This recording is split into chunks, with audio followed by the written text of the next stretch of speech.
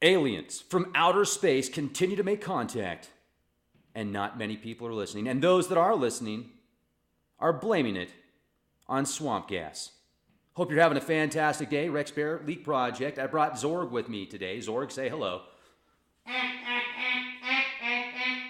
So, really exciting news, and I'm going to share this with you directly from Harvard. There is a dataverse full of these fast radio burst signals that astronomers and scientists can't explain. Some say it could be from some type of nebula system. I'll share the information with you in just a moment, directly from the website.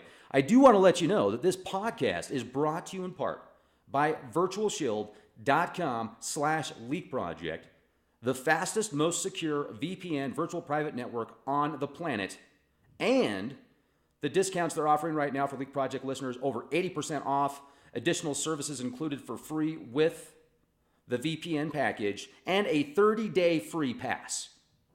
You can use it for free for 30 days. virtualshield.com/leakproject. You'd be shocked to know how much your IP address says about you, your location. All right. Now, let's go directly to the article. Would you just look at it?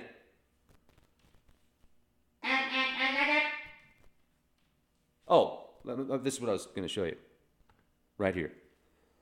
And I'm also going to share with you the sounds, what these things sound like. Now, the official description via Harvard Dataverse, the sound files generated from 9 radio transients detected by the Very Large Array Toward Cosmological Radio Transient, FRB 121102.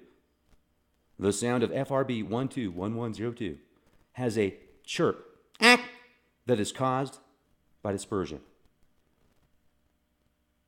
Now, let's go ahead. You can see the original publication is Chatterjee AI 2017. You can look at the link directly. I'll leave that in the video description box. These bursts were observed with the VLA from 2.5 to 3.5 gigahertz with a dispersion measure of approximately 570 PC-CM3. I'm sure you all know what that means. Now, this right here is even more exciting. This is the FRB catalog directly from frbcat.org. I'll leave the link for this in the video description box as well. You can look at the data. You can look at the telescope that picked up the FRB. There has been dozens of these things picked up since 2007. And this, in my opinion, helps validate the Fermi paradox, which we're going to talk about also. There's so many aliens out there. How come they're not talking to us on a daily basis? And we're aliens too. So no offense. Our space brothers and sisters, those on other planets. I think there's space travelers also that have probably never lived on a planet. That were probably born in some type of spaceship and travel the stars. Now that's my opinion, but I'm a conspiracy theorist. Now, the Fermi paradox, incredible. Talk about that. And also the article that came out recently, Cornell University Library, if you want to read about it directly from arxiv.org, Dissolving the Fermi Paradox. Anders Sandberg, Eric Drexler, Toby Ord.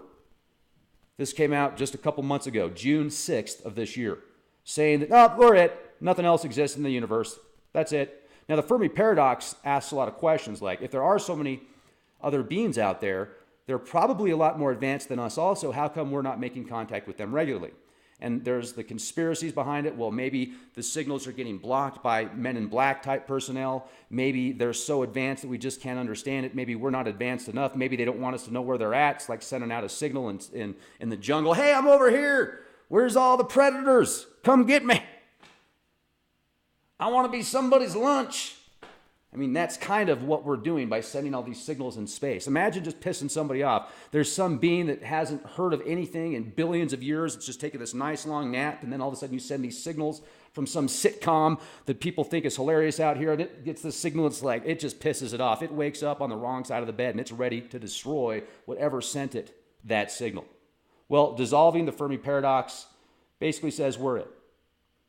Fermi Paradox says, well, there very well could be, based upon the Drake equation, the amount of planets, stars, etc., if that's anywhere close to accurate, these numbers.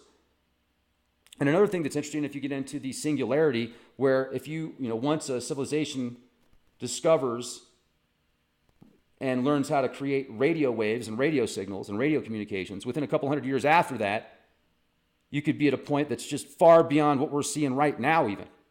So the Fermi paradox. One of the Fermi paradox things says, well, why aren't we making contact with these ETs? Well, maybe we are making contact.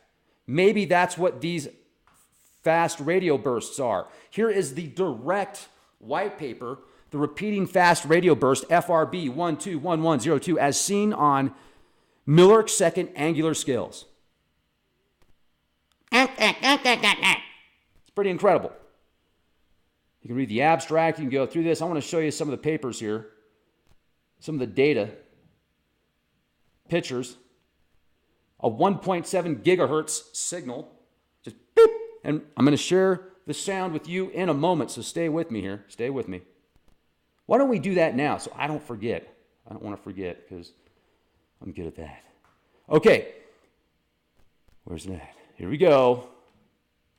Here's the sound. Are you ready? Go ahead and turn off of this. Hold on a second. Adjust the desk. Here we go.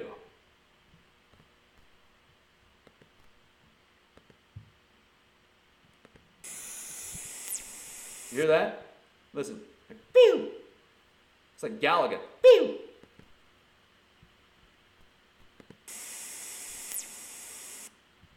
All right, let's go to another one. Hear that?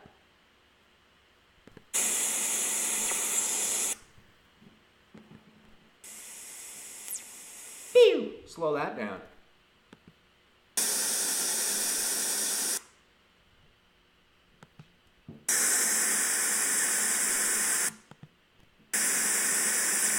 Hear that? Here we go. Pew! All right. So if, I want to go back to something. If this was caused from a nebula, where's that here? There was something specific that I wanted to share with you.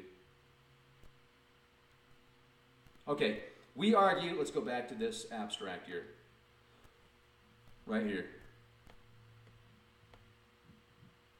We argue that a burst source associated with a low luminosity active galactic nucleus or a young neutron star energizing a supernova remnant are the two scenarios for FRB 121102 that best match the observed data. So, if it is something that creates as much energy as a young neutron star energizing a supernova remnant, can you say type 2 civilization? I'll take type 2 civilization for 1,000, Pat. Can I use my AI to answer that? All right, so incredible, fascinating. I think this is wonderful. And the amount of times that they have picked up signals, several dozen times since 2007, the more advanced we get with our technologies, being able to pick up these signals, the sounds from space that I shared with you recently. What if planets are their own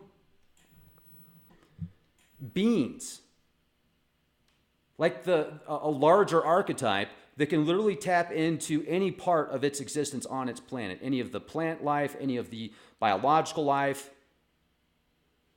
Maybe it can even create its own being, like a human, to experience what a human is like on that plane, that level of existence, that archetype, that energy. And I think there's plenty of evidence that I've shared over the past few weeks that confirms the planets absolutely influence human nature and our planet, the planets in space. How about that magnetic planet that was discovered traveling rogue? Got a magnetic field 200 times as strong as Jupiter, 12 times the size of Jupiter. I'm thinking Planet 9, something like that. And when you add all these theories that have been presented on the Leak Project, incredible hypothesis, evaluations with space, planets, orbits, etc. And if you can combine some of those and say, okay, there's a lot of truth in a lot of these, maybe our interpretation of these truths combined with getting rid of the ego to a large degree, can help our subconscious, which will flow to the conscious mind, understand the truth. Now, we are certainly in dire straits right now with the planet. I'm going to share a podcast here on the next podcast where there's a catastrophic emergency warning via emergency maps that keeps track of emergencies around the world, the entire planet, and catastrophic emergency. That is their most dire threat. That is their highest level threat. Over 50% of the world is affected right now. So whatever the problem is, it's there. We need to fix it. And I want to remind you, there's going to be an event tomorrow from the 9th to the 12th, Huntsville, Alabama, securing the energy grid. You definitely want to make it to that. Help support the energy grid, support America, support yourselves by supporting the security and the foundation of our nation. So anyway, be excellent to each other. Be the change you want to see. And don't forget, Zorg does approve of this message. Do you approve, Zorg? With common peace. Be the change you want to see.